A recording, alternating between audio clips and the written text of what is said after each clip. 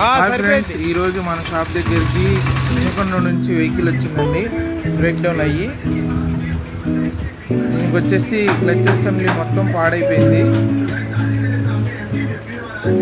చూడొచ్చు, push start liver, push start.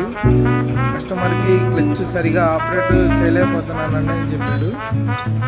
మేమైతే clutch assembly ఈ రెండు దాంట్లో కంపల్సరీగా మార్చాలా. ఎవరైనా మీరు క్లచ్ ప్లేట్లు మార్చేటప్పుడు ఈ రెండు కంపల్సరీగా చూసుకోండి. ఇంకా దీనికి చైన్ స్పాకెట్లు, సస్పెన్షన్ బేరింగ్ అయితే మీరు చూడొచ్చు ఎంత పాడైపోయిందో. V4 వెహికల్స్ అయితే ఈ ప్రాబ్లం ఉందండి.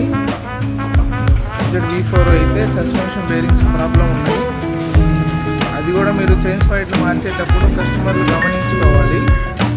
తర్వాత 4 కప్స్ కూడా